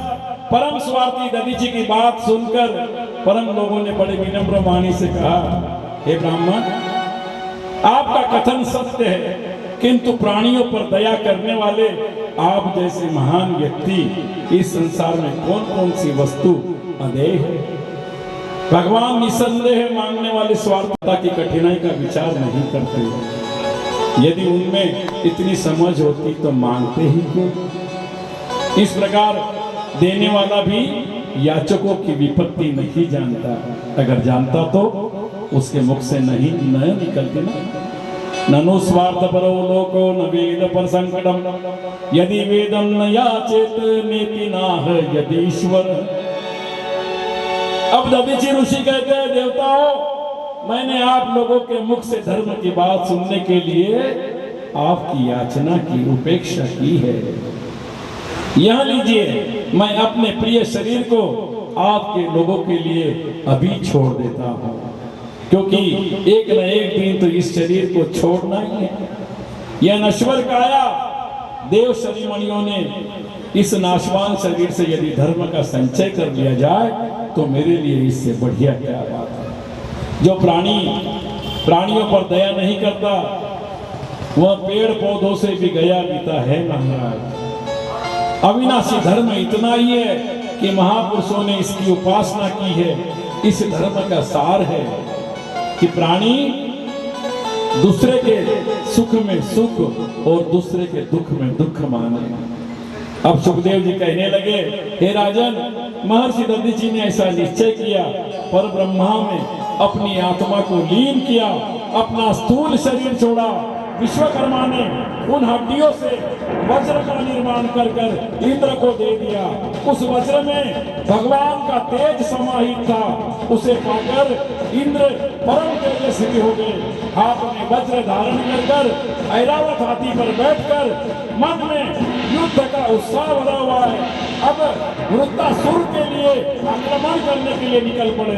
उनके पीछे पीछे देव की सेना, प्रधान सेनापति अब आगे बढ़ रहे हैं। मनवंतर के प्रथम चतुर्थ युग में, त्रेता युग में प्रारंभ नर्मदा नदी के तट पर भीषण संग्राम हुआ महाराज। दोनों पक्ष के योद्धाओं ने मन बढ़ा हुआ था, उत्साह था, समृद्ध था। नर्मदा नदी के तट पर वृत्तासुर का वध किया गया महाराज। भगवान की शक्ति पाकर देवताओं का बल बढ़ गया। उन लोगों ने असुरों को, सारे अस्त्र शस्त्रों को काट गिराया, निष्फल कर दिया। आयुध के क्षीण होने पर दैत्य सेना ने बड़ी बड़ी चट्टानों, वृक्षों से प्रहार किया और देव सेना ने उन्हें चूर चूर कर धूल में मिला दिया महाराज। स्थिति में दैत्य सेना अपने सेनापतियों के साथ युद्ध भूमि से भाग खड़ी हुई। भागती हुई दैत्य सेना को ललकारने के लिए वृत्तासुर ने कहा, अरे दैत्यों, कायरों की तरह क्यों भाग रहे हो? सुनो सुनो, संसार में जो पैदा होता है वह मरता भी तो है। मृत्यु से बचने का कोई उपाय सृष्टि में है ही नहीं। जब मौत दुर्निवार है तो ऐसे ढंग से मरो कि यश भी मिले। तो देखे, इस संसार में दो प्रकार की मृत्यु प्रशंसनीय मानी गई है। या तो योग के द्वारा ब्रह्मरंध्र से प्राण निकलकर शरीर का परित्याग करे, या युद्ध भूमि में सन्मुख होकर लड़ते हुए मरते रहे। इस प्रकार वृत्तासुर वहां पर मारा गया महाराज, वज्रासुर के द्वारा। भगवान इंद्र को अगर दधीचि ऋषि ना होते तो वज्रासुर का आतंक बहुत बढ़ चुका था। वृत्तासुर की अद्भुत वीरता सुखदेव जी कहते हैं, हे राजन, दैत्य सेना से भयग्रस्त होकर भाग रही है। वृत्तासुर के धर्म का कोई प्रभाव नहीं है। ठीक भी है, जब प्राणों पर संकट आ गया हो तो कैसे हो? वृत्तासुर ने देवसेना को बलपूर्वक आगे बढ़ने से रोका। बड़े जोर से डांट कर ललकारते हुए कहा, क्षुद्र देवताओं, भयभीत होकर भागती हुई असुर सेना पर पीछे से प्रहार करने से क्या लाभ है? भागते हुए लोग प्रहार करने से तुम्हें न तो यश मिलेगा और न स्वर्ग मिलेगा। यदि तुम लोगों में हिम्मत है तो मेरे सामने आओ, तुम्हें युद्ध का मजा चखाता हूं। परीक्षित, वृत्तासुर बड़े विशाल शरीर का था। वहां अपने शरीर से देवताओं को भयग्रस्त करने लगा। फिर उसने बड़े जोर से सिंह की गर्जना की, जिसे सुनकर हजारों देवता मूर्छित हो गए महाराज। मानो कि आकाश पर बिजली गिर पड़ी। गजराज, नरकाट, मंगरोध, वैसे ही रणबांकुरा वृत्तासुर हाथ में त्रिशूल लेकर भय के मारे नेत्र बंद कर गिरी हुई देवसेना को पैरों से कुचलने लगा। यह भीषण दृश्य देखकर देवराज इंद्र क्रुद्ध हो उठे। उन्होंने एक विशाल गदा फेंककर वृत्तासुर पर प्रहार किया। वृत्रासुर ने वेग से सनसनाती आती हुई गदा को देखा। उसने खेल ही खेल में उसे बाएं हाथ से पकड़ लिया। हे राजन, महान पराक्रमी वृत्तासुर ने क्रुद्ध होकर उसी गदा से इंद्र के वाहन ऐरावत हाथी के गंडमंडल पर गरजते हुए प्रहार किया। गदा के भीषण प्रहार से ऐरावत को चक्कर आया। वह मुख से खून फेंकता चिल्लाता हुआ 7 धनुष अर्थात 28 हाथ पीछे हट गए। किंतु इंद्र ने अपने हाथ में अमृत लेकर ऐरावत को सिर पर मल दिया। इस पर सारी उसकी पीड़ाएं दूर हुई। वह भूमि पर डटा रहा है। इंद्र इस अवसाद की दशा में वृत्तासुर ने प्रहार रोककर थोड़ी देर के लिए युद्ध बंद किया। आसुर होकर भी धर्म के अनुसार युद्ध करने वाला था। इंद्र, तू ब्रह्मघाती और गुरुद्रोही है, तुझे लज्जा नहीं लगती? इस प्रकार राक्षस तक निंदा करते हैं। बड़ी प्रसन्नता की बात है कि तुम्हारा जैसा शत्रु मेरे सामने आया है। इस प्रकार वृत्तासुर इंद्र के ऊपर बड़ा भारी पड़ रहा है। महाराज देवराज, तू मेरे पर वज्र से प्रहार कर, मैं भगवान संकर्षण के चर कमलों में चित्त एकाग्र कर कर अपने प्राणों का परित्याग करना चाहता हूँ, जिससे मुझे मुनिजनों की भांति दिव्य गति प्राप्त हो। करो, मुझ पर प्रहार करो। वृत्तासुर ने श्री हरि चरणों में अपने मन को लीन करते हुए प्रार्थना की। न नाक पृष्ठम न चपारमेष्टम न सार्वभौमं न रसाधिपत्यम न योग सिद्धिर पुनर्भवं वा न समंजस्वा विरयौवकाहे। हे प्रभु, मेरी प्रार्थना है कि अगले जन्म में मैं आपके चरण कमल का सेवक बन सकूं। मेरा मन, मेरा प्राण, पति आपके गुणों का स्मरण करता रहे और मैं मेरी वाणी से आपका गुणगान करता रहूं।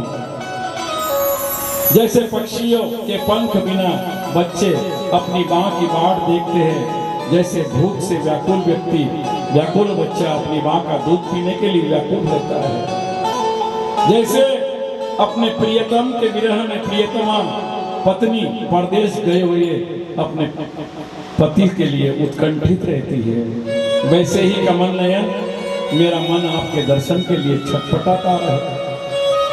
हे प्रभु, मैं मुक्ति नहीं चाहता। मेरे कर्मों के फलस्वरूप मुझे बार बार जन्म मृत्यु के चक्कर में पड़ता रहे। मैं जहां जहां जाऊं, जिस योनि में जन्मूं, वहां भगवान मैं आपसे आपकी भक्ति और आपकी मेरी मैत्री चाहता हूं। स्वामी, मैं केवल यही चाहता हूं कि आपकी माया से मेरा किसी भी प्रकार का संबंध हो। इस प्रकार उस वृत्तासुर ने भगवान से प्रार्थना की और नारायण श्रीमन्नारायण भजमन नारायण श्रीमन्नारायण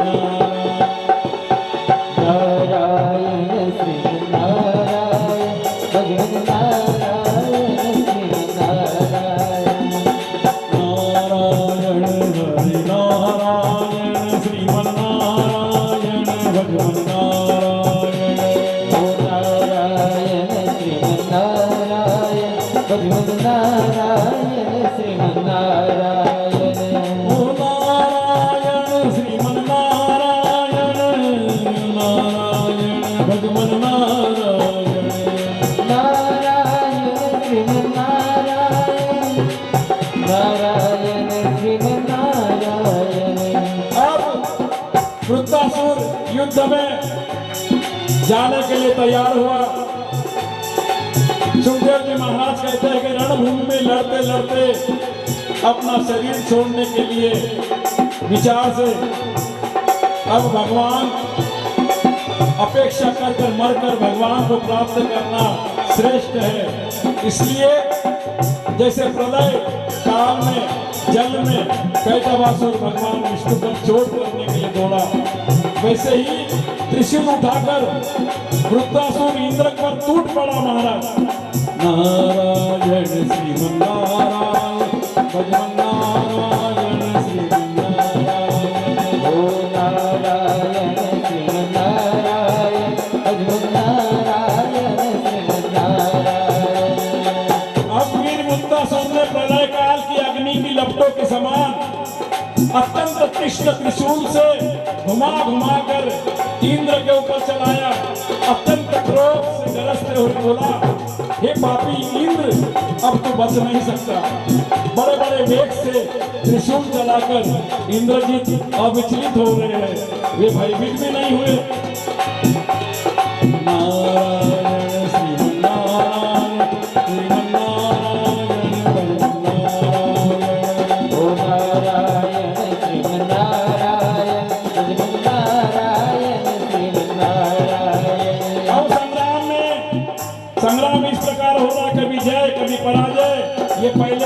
निश्चित नहीं होती महाराज।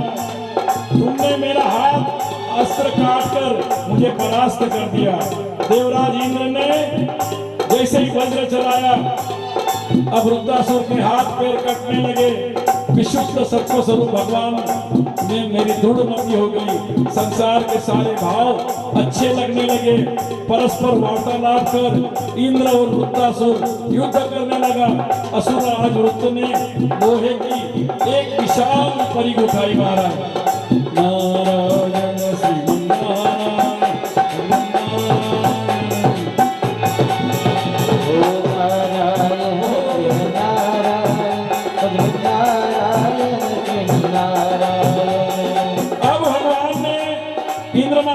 दोनों भुजाओं को काटने के बाद उसकी रक्त धारा बहने लगी। असुर क्रोध के मारे तिल मिला रहा है, फिर भी इंद्र के साथ लड़ने लगा। ऐरावत हाथी के सहित इंद्र को इस प्रकार परेशान कर रहा है जैसे विशाल बलवान अजगर हाथी को निकल जाए। देवता सब चिंतित हो गए, हाय हाय करने लगे, बड़ा अनर्थ हो गया। इंद्र नारायण कवच से सुरक्षित था, अतः पेट में पहुंचकर भी उसे कुछ नहीं हुआ। अंत में ब्रज को वृत्तासुर का सिर काटने में 1 साल लगा महाराज।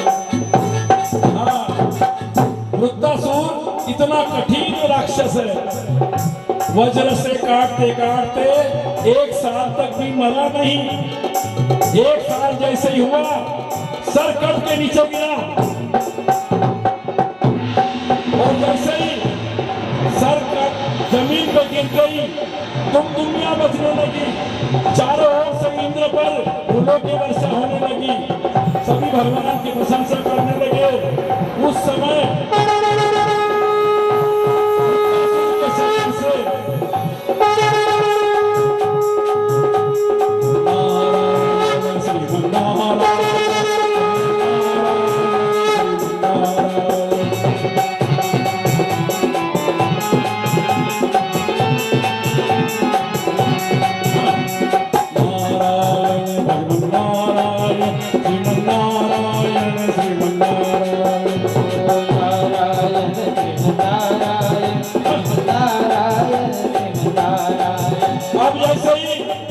वृत्तासुर जमीन पर गिरने लगा, भगवान नारायण की तरफ देखने लगा, फूलों की वर्षा होने लगी, सब देवता आनंद छा गई। उस समय वृत्तासुर के शरीर से उसकी आत्मा की ज्योति बाहर निकली और जैसे ही ज्योति बाहर निकली, नारायण के अंदर जाकर मिल गई। नारायण श्री नारायण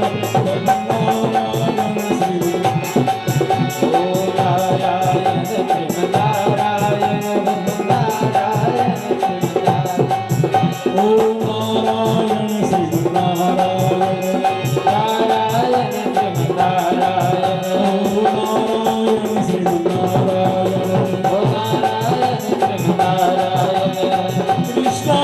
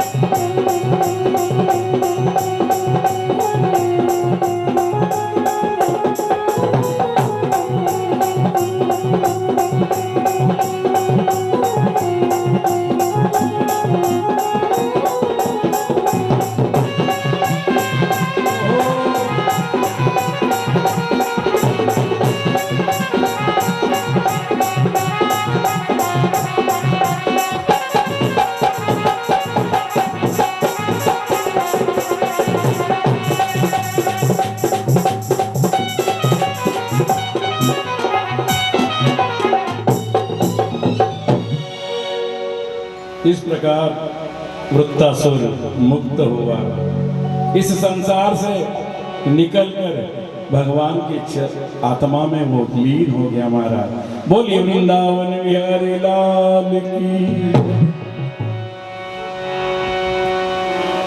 अब इंद्र के हाथों से जैसे ही वो मरा, इंद्र पर ब्रह्म हत्या का आरोप लगा। महाराज कि वृत्तासुर बड़ा भगवान का स्नेही था, लेकिन आखिर राक्षसी प्रवृत्ति होती है। अब सुखदेव जी कहते हैं महादानी परीक्षित वृत्तासुर के मारे जाने पर इंद्र को छोड़कर तीनों लोकपाल तत्काल प्रसन्न हो गए, क्योंकि वृत्तासुर का भय इतना भयंकर था कि भगवान के सब गण भी परेशान रहते थे। परीक्षित ने पूछा, वृते हते त्रयो लोका विनाशक्रेण भूरिदि सपाला यवनम सद्यो विज्वरा निवृत्ते प्रियात्। राजा परीक्षित ने पूछा, भगवान मैं जानना चाहता हूं कि जब त्रिलोकी के सभी लोग प्रसन्न हो गए तो प्रसन्न होने का कारण क्या था? सुखदेव जी कहते हैं त्रिलोकी वृत्तासुर से संतस्त थी। सभी देवता और मुनि इंद्र के पास पहुंचे और उन्होंने वृत्तासुर के वध की प्रार्थना की थी। इंद्र ने कहा, विश्व रूप के वध में ब्रह्म हत्या को तो स्त्री और आदि चारों स्थान पर डाल दिया,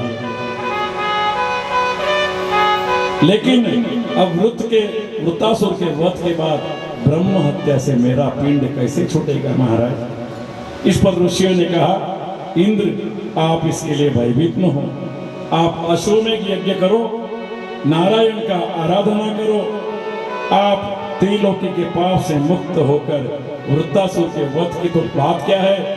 देवराज इंद्र नारायण के नाम के शक्ति का सागर भरा हुआ है। नारायण का कीर्तन मनुष्य को इस जीवन से तार देता है। देवराज इंद्र नारायण के नाम से शक्ति के सागर के कीर्तन से महान पापी शुद्ध हो जाते हैं। फिर इस दुष्ट को दंड देने के पाप से छूटने की बात क्या है? सुखदेव जी कहते हैं, हे परीक्षित, इस प्रकार ब्राह्मणों से प्रेरित होकर इंद्र ने वृत्तासुर की हत्या कर दी। वृत्तासुर के माने जाने पर हत्या का ने ब्रह्म हत्या के पाप ने इंद्र का पीछा किया। उसे उसकी आकृति दिल को दहलाने वाली थी।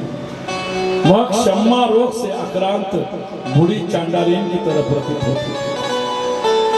उसका शरीर जर्जर है, वह कांप रही है, उसकी साड़ी खून से लथपथ है, उसके श्वास प्रश्वास से सारा वातावरण दुर्गंध से भरा हुआ है। सफेद बाल सिर के चारों ओर बिखरे पड़े हैं। उसने वो जो आकृति दिल की है उसे ललकार कर कहा, अरे ब्राह्मण की हत्यारे इंद्र, तू कहां जा रहा है? खड़ा रहे, खड़ा रहे। यह कहकर वह इंद्र के पीछे बड़े वेग से दौड़ने लगे। देवराज इंद्र उसे देखकर कांप रहे हैं। वे उसके भय से दिशाओं की ओर आकाश में भागने लगे। कहीं पर शरण नहीं मिली। अंततः थक कर हार गए। उत्तर के अंदर पूर्व के कोने में स्थित मान सरोवर में जाकर इंद्र छिप गए। वहां एक कमल के नाल में छिद्र में प्रवेश कर 1 वर्ष तक निराहार रहकर भगवान श्री हरि का ध्यान करते रहे। यह सतत चिंता सताती रहती कि ब्रह्म हत्या के पाप से मेरा कैसे छुटकारा होगा। देवों को अग्निमुख कहा गया है। देवता अग्नि रूपी मुख से भोजन करते हैं, किंतु जल के भीतर अग्नि प्रवेश नहीं कर सकती। अतः इंद्र को वहां निराहार रहना पड़ा। इंद्र 1 साल तक मानसरोवर में छिपे रहे और अपनी विद्या तपस्या के योग बल पर राजा नाहुस शासन करते हैं, परंतु इंद्र की पत्नी शची के साथ अनाचार करना चाहा, तो शची ने उनसे ऋषियों का अपराध करवाकर उन्हें शाप दिला दिया, जिससे वो पानी में साफ हो गया महाराज इंद्र भी। क्योंकि ब्रह्म हत्या का पाप कहीं छूटता नहीं है। तदनंतर सत्य स्वरूप भगवान का ध्यान किया और इंद्र को पापों को छुटकारा मिला। बुद्धिमानों को चाहिए कि इस आख्यान से, इस प्रवचन से सदा सर्वदा अपने आप को बचा कर रखे। विशेषकर पर्वों के अवसर पर तो अवश्य इसका सेवन करें। यह आख्यान, यह श्रीमद् भागवत कथा का प्रवचन विशेषकर पर सुनने से हमारे पितरों को अवश्य शांति मिलती है महाराज। यह धन की यश की वृद्धि करता है, सारे पापों को नष्ट करता है, शत्रु पर विजय प्राप्त कराता है, आयु और मंगल की अभिवृद्धि होती है। बोल गोपाल कृष्ण भगवान की। आइए एक भजन करते हैं, क्योंकि साथियों को जाने की बड़ी पड़ी रहती है। संगीतकार भाई एक यहाँ से 35 किलोमीटर दूर रहता है, इसकी चिंता की वजह से आइए एक भजन बड़ा सुंदर, जब तक समिति के सभी मान्यवर आरती की तैयारी करें। आज की आरती के लिए हमारे यहाँ प्रमुख पाटिल सर, विलास जी पाटिल और विशेषकर रतलाम से आए हुए पृथ्वीराज जी व्यास, सपत्नीक, उनका परिवार और साथ में शिव जी व्यास, आप भी आज श्रीमद् भागवत कथा की आरती के लिए बड़े 450 किलोमीटर की दूरी से हमारे सगे संबंधीगण आए हैं। और आप सभी इस पितृपक्ष की श्रीमद् भागवत कथा का चौथा दिन था। आप इसी तरह जो भी अपने परिवार के लिए ये आयोजन किया है और जो श्रवण कर रहे हैं, उनके पितरों का भी मोक्ष हो, इन्हीं मंगल कामनाओं के साथ।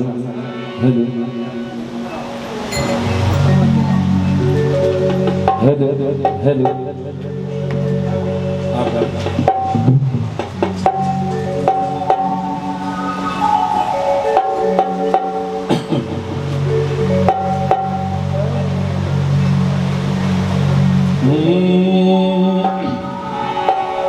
अरे काली कमली वाला मेरा यार है,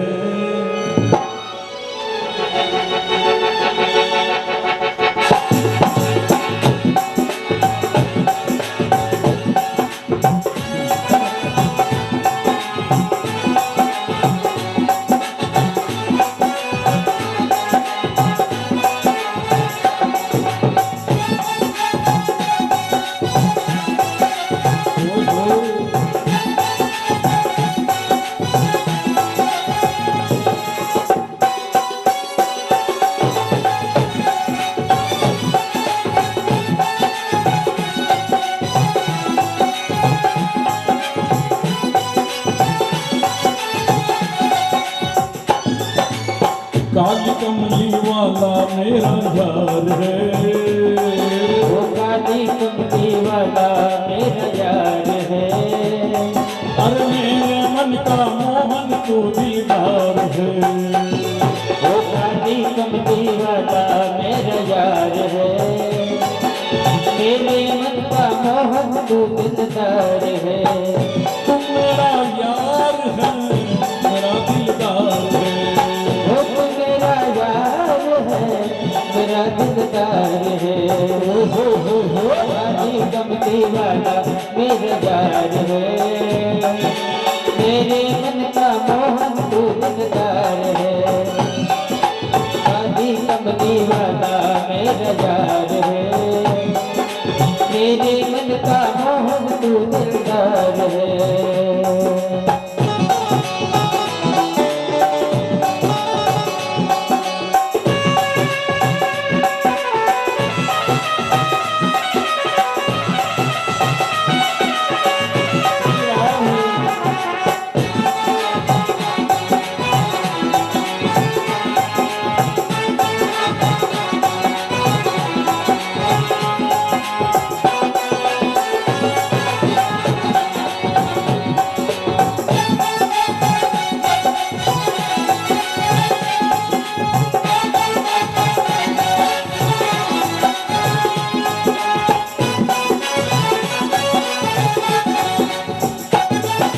मनमोहन मैं तेरा दीवाना, गाऊं बस बस यही तराना, गाऊं बस बस यही तराना, गाऊं मैं बस यही तराना। ओ शाम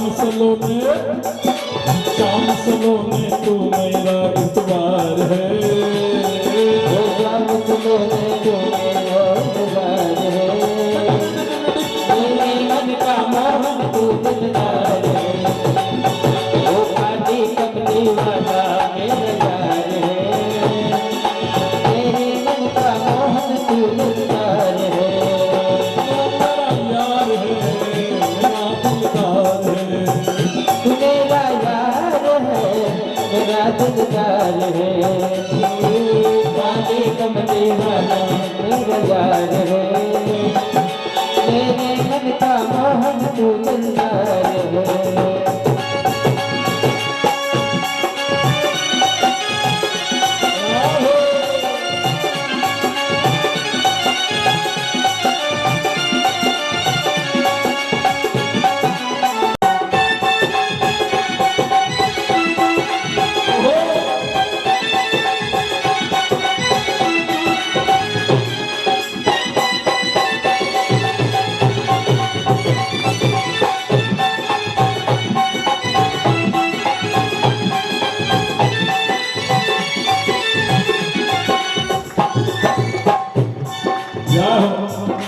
तू मेरा मैं तेरा प्यारे, ये जीवन अब तेरे सहारे, जीवन अब तेरे सहारे, जीवन अब तेरे सहारे। तू मेरा मैं तेरा प्यारे, ये जीवन अब तेरे सहारे, जीवन अब तेरे सहारे, जीवन अब तेरे सहारे। हर तेरे हाथ से जीवन की पतवार है,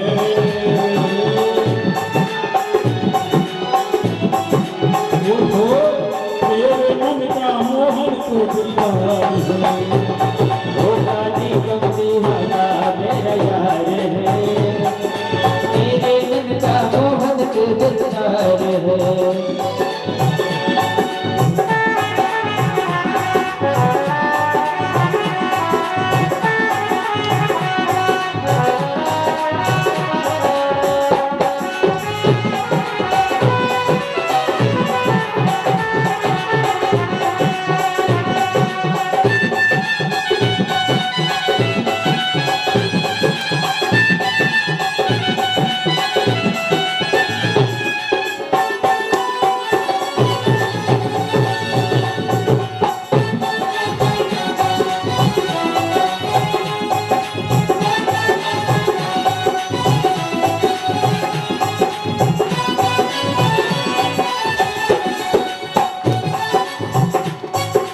चंदन प्रीत की एक है आशा, दिल दर्शन का है प्यासा,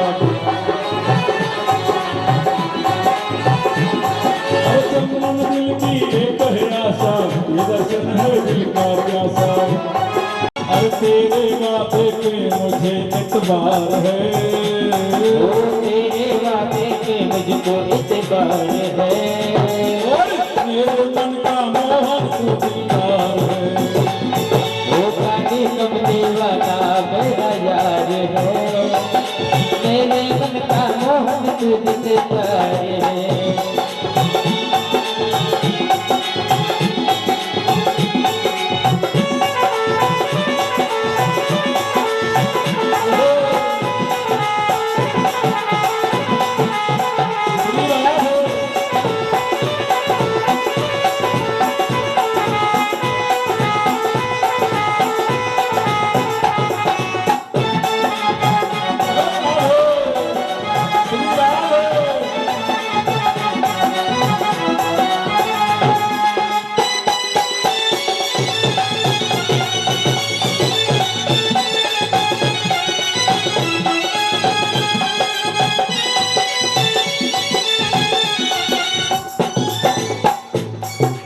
आज का अंतिम पंक्ति है महाराज। अरे तुझको अपना मान लिया है, ये जीवन मैंने नाम किया है, ये जीवन तेरे नाम किया है, ये जीवन तेरे नाम किया है। ये मेरे भगवान इस सत्संग इस भागवत रूपी ज्ञान गंगा में जितने भी लोग आए हैं, जितने भक्त तेरी महिमा का गुणगान गा रहे हैं, सुन रहे हैं, इन सबको ही तुमसे बड़ा प्यार है। ओ इन सबको है तुमसे बड़ा प्यार है। अरे तेरे मन का मोहन पूर्णिमा, ओ काटी कमली वाला मेरा यार है, ओ मेरे मन का मोहन तू नजार है। कृष्णा हरे कृष्णा कृष्णा हरे कृष्णा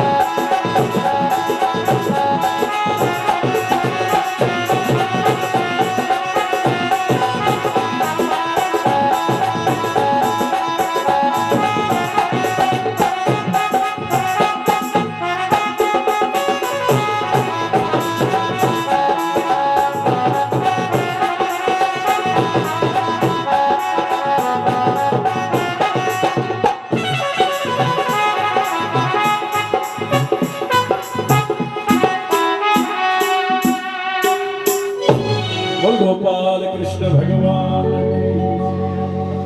आइए इस संध्या का समागम करते हैं और कल हाँ जगदीश भाई आपके पास आरती का किताब है, आरती का पन्ना। श्री भागवत भगवान की है आरती, पापियों को पाप से है तारती, पापियों को पाप से है तारती। भागवत भगवान की है आरती, पापियों को पाप से है तारती। भागवत भगवान की है आरती, पापियों को पाप से है तारती। नव ज्योति जगाने वाला, सब ज्योति जगाने वाला, सब ज्योति जगाने वाला। हरि ध्यान यही हरि नाम यही, हरि नाम यही, हरि नाम यही। जग के मंगल की आरती, पापियों को पाप से है तारती। भागवत भगवान की है आरती, पापियों को पाप से है तारती। जय हो।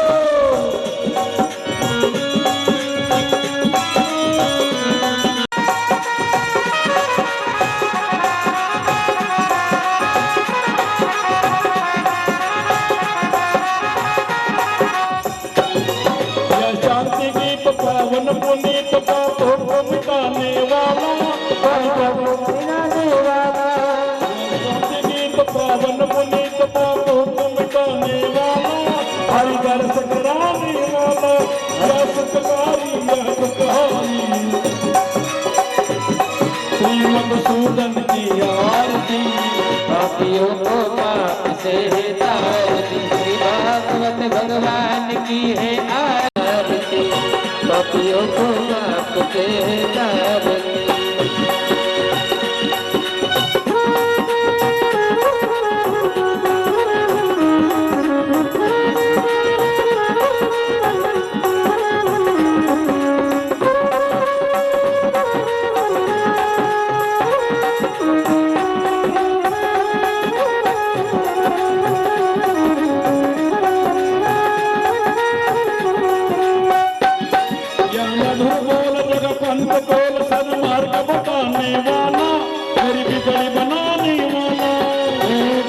बचाने वाला।